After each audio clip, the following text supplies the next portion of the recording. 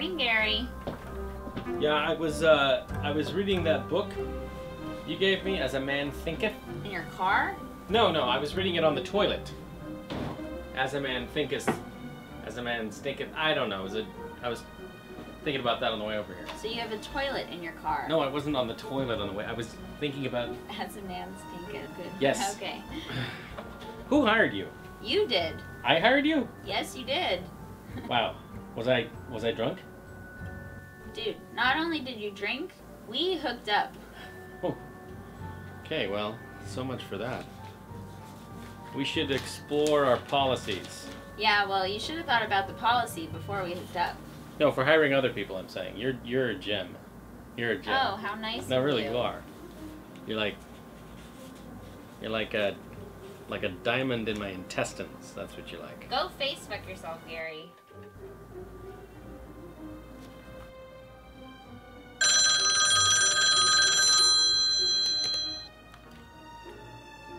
Gerard Nickelberg, godfather of Cryptic Motive Theater Company. How may I help you? My name is Beethoven. I have a writing request. Beethoven? I'm assuming that's an alias. You said you had a booking request? No. No. Okay, I'm confused about what you're asking. I have a writing request. As in, you request that we write a script for a performance of your choice? Kind of. I want you to write about some specific topics. Social awkwardness aside, I'm intrigued. Topics like what? Genocide beyond the border? Mass surveillance? The James Midwinter Border? Okay, well, since nothing goes on beyond that point, I assume you're talking about fiction? No. Explain.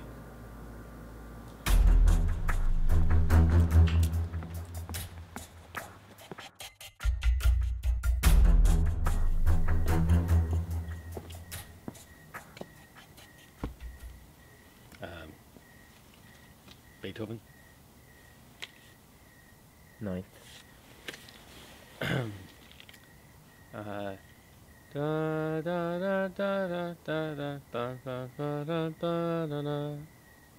Yes, a little more. That's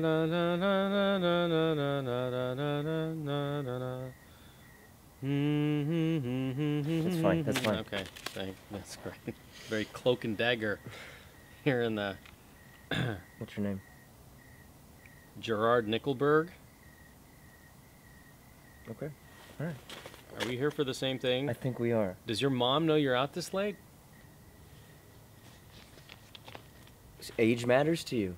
Well, generally, if I'm meeting men in a park after dark, age does matter to me. That's not this kind of meeting. I certainly hope not. Just look at it. Okay.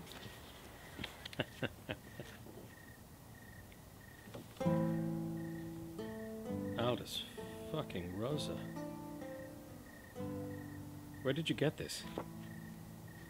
Doesn't matter. How can I mean, these are mass graves, but it could be staged, you know?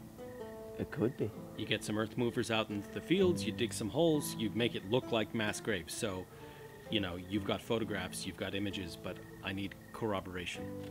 You'd know all about staging, wouldn't you? Yes, I would, which is precisely why I can see through illusions. So, what's your source?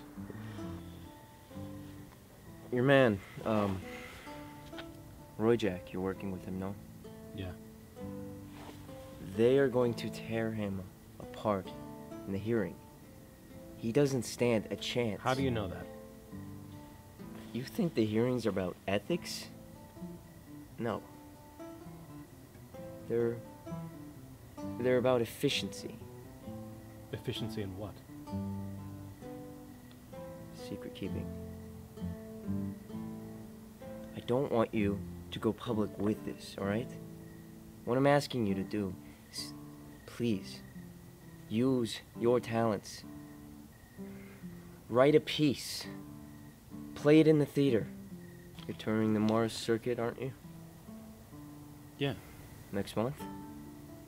Do it then. Just every venue. Is it the Earth government? Alright, anyway, you have it. If you need anything else, I don't know, contact me. Whatever.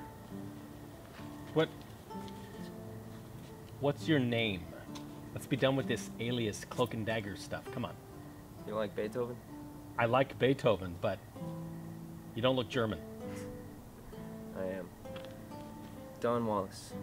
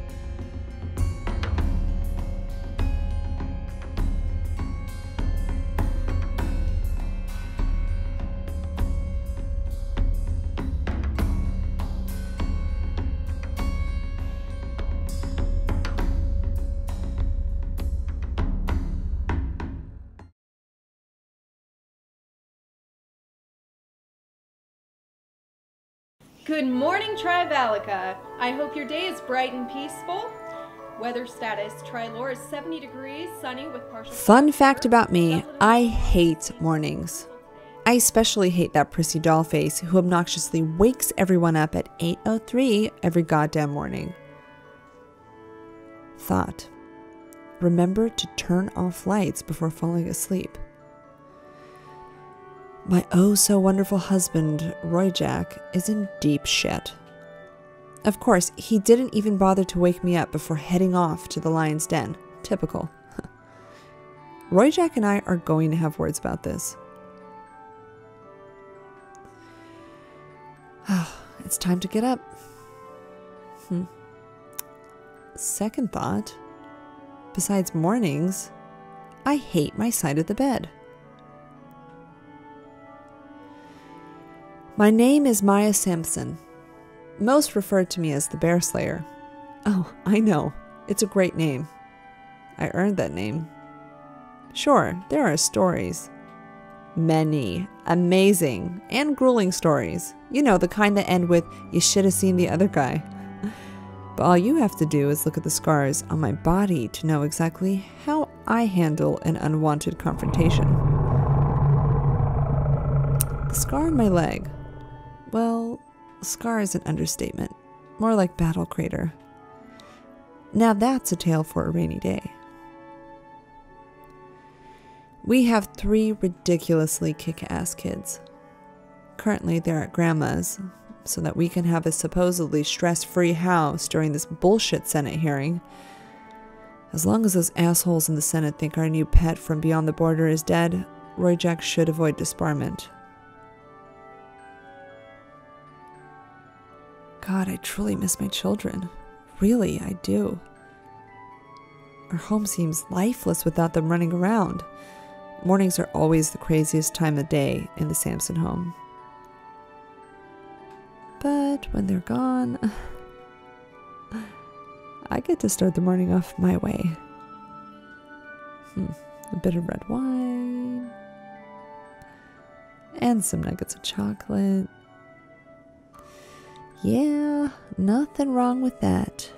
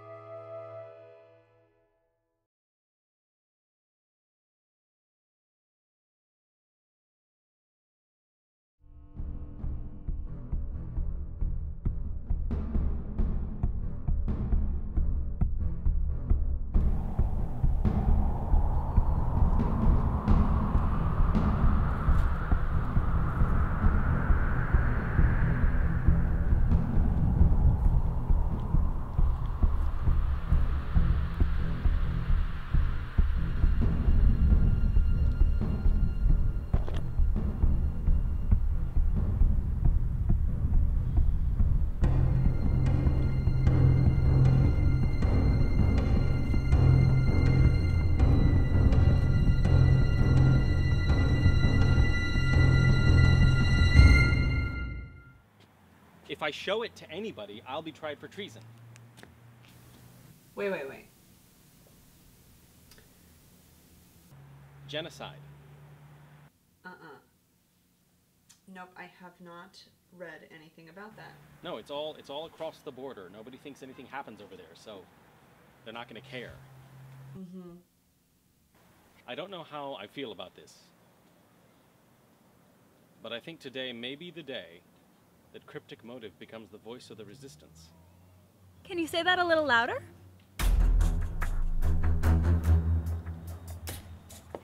Hey, look, how about we just meet in person and talk about it? I'd rather the resistance not fall because some idiot didn't take his phone off of speaker. Hello? Hello? Hey. Not everyone has shitty earth hearing. So I think that our best bet at this point is to write something. It doesn't have to be super obvious, but to write something that references or includes genocide, just to start with genocide. It doesn't have to be a whole thing about it, but just reference it. I don't know about that. I don't know if we should use the person that you want to use. I don't know if the information is going to be correct. I don't feel comfortable with... The audience doesn't even know. They don't know about the guy. All they know is we reference genocide. That's it. We start with a... Can we help you? I'm gonna help you. I don't take envelopes from men in strange hats. Keep your fucking voices down. Are we talking loudly? Do you know who that guy is? I have no idea who that is. I don't know, but you should look at this.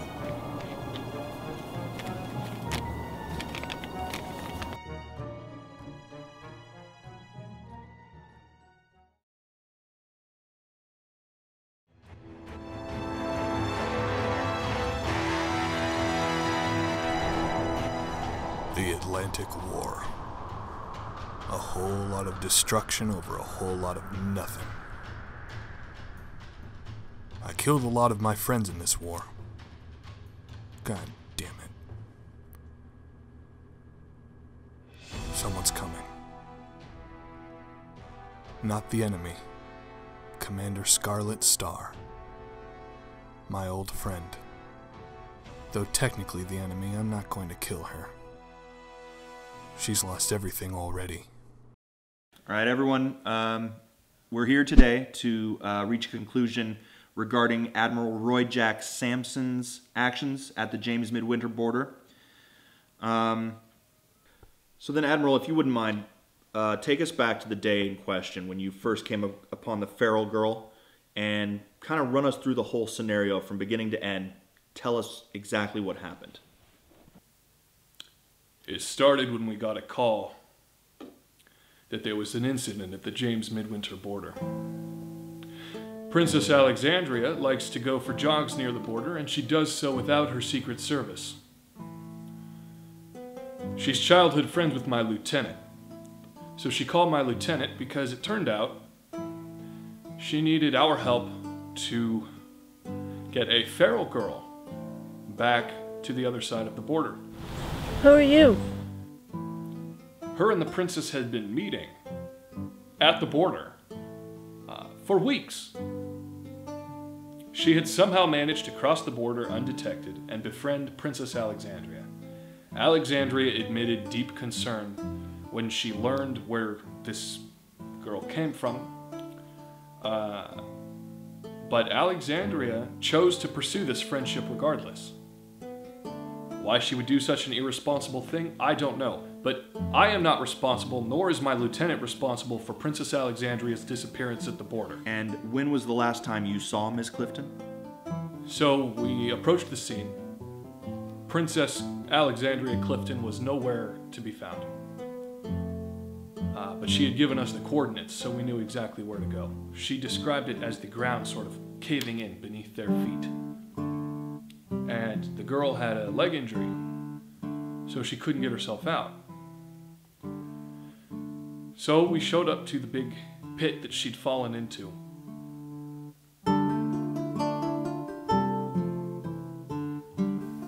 She was a curious little thing. We descended into the pit with caution, and we tried to ask her where the princess was. She couldn't really tell us. Here's what blew me away. She could speak prime English. She knew very basic words. What's your name? Jezza. She didn't have a name. Roy Jack. We used a tourniquet on her leg to stop the bleeding, and we ended up getting her out of the pit. It was quite a challenge. What, Roy Jack? Roy Jack. Roy Jack.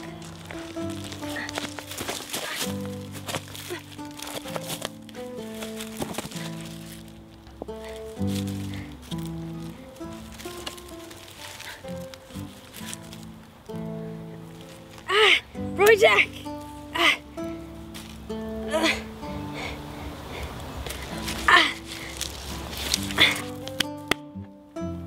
Okay, so we have the tourniquet. Is the nurse on her way? Do we know?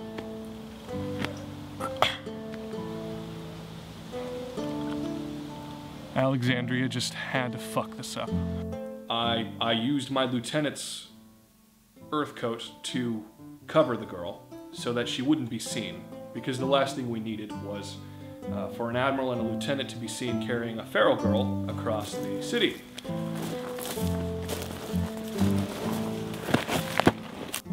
In order to fix up her wound, I brought her back to my place. This was my first mistake. Here you go.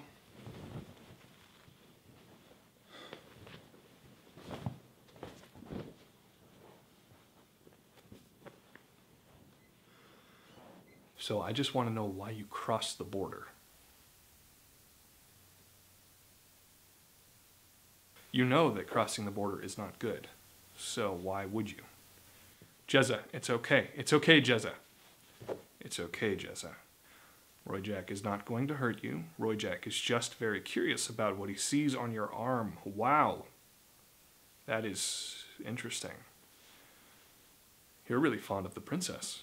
Alexandria. And you... That's right, you know who she is. I didn't know you knew anything about this side of the civilized world. Was I wrong? You speak some prime English, right? How much?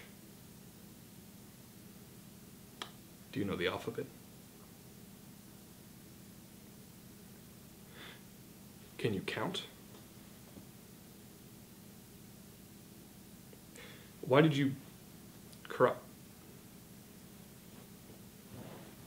the border? Oh. Rupees? Roy Jack.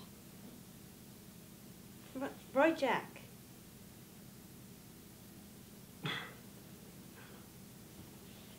That's marijuana. Is that marijuana? Night. Nine what? You just put marijuana in my hand. I can't even... I'm in the armed forces. Dreamleaf. Dreamleaf, is that what they call it on your side of the border? You know, this stuff can kill you. Is that what... I was wondering, you can't do that. You die. No, you die if you smoke it. Roy Jack. Roy Jack.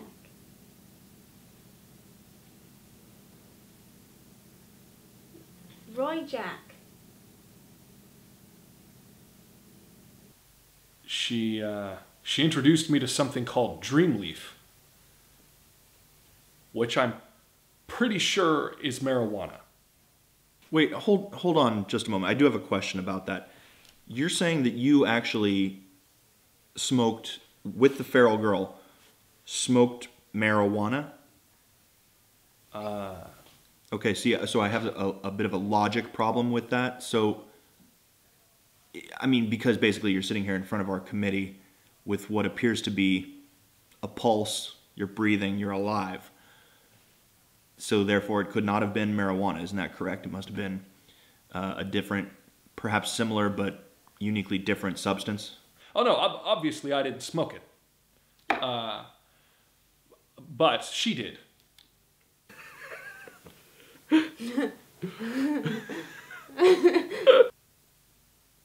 My wife was not exactly pleased to come home to find a feral girl in her home. Why is there a feral girl in our house? Right, Jack. So, we killed her. We threw her body into our wood chipper. And so there's no trace of her ever having been here. Okay. Nurse Lana Jacqueline? Lana Jacqueline. Lana Jacqueline. Has also been missing since the incident, is that correct? That's right. And do you know of her whereabouts? Interestingly enough, Lana Jacqueline was not the nurse that I had sent for, but she showed up regardless. I'm still trying to get to the bottom of that. Same with my lieutenant's testimony. She told us that she was sent to our location via GPS coordinates by a man with pink hair. She did not elaborate. But she showed up. She helped patch up the girl's leg. And then the girl had implied that there were people being killed in the Great Woodlands. We're not sure what she meant, but it was pretty clear, her indication. She did a lot of this gesture and things like that. And she was doing the planes dropping bombs gesture. So it doesn't take a genius to interpret. She was pretty much referring to some sort of attack that had taken place. We're not sure when or exactly where, but somewhere beyond the border. Nurse Jacqueline insisted we go public with this information. After the Atlantic War, I promised myself I would never let us see something like that happen again. So, I determined myself, not with my lieutenant, that Nurse Lana Jacqueline had to be disposed of in order to protect this secret, thus preventing a war. Can you tell us where she is? We flushed the nurse. We flushed Lana Jacqueline. Flushed? And I admit that to the committee today with pride. Because I assure you, my patriotism was the forefront of my thoughts that day. That's not what I'm asking you. I'm trying to... I mean, you read your briefing that morning, correct? Correct.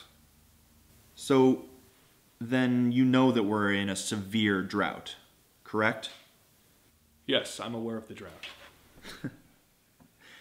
Admiral, please tell the committee what we do with the irrigation tunnels during a drought, if you wouldn't mind. We reduce the water flow to a fraction of what it was before. And can you be specific? Exactly how much is it reduced? 1/20th. And you thought that a proper way to keep a secret like this would be to throw someone into the tunnels where the water is coming up just barely past her ankles? I assure you the woman is not alive to tell this story.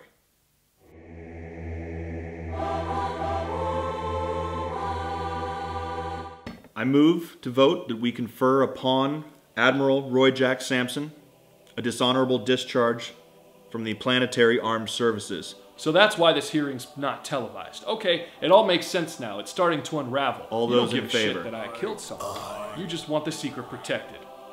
All those opposed? That's what I thought. You're dismissed, Admiral. Yeah, I'm watching this monkey shit. I'm tempted to broadcast it on the net. It's not like I'm bound by oath anymore.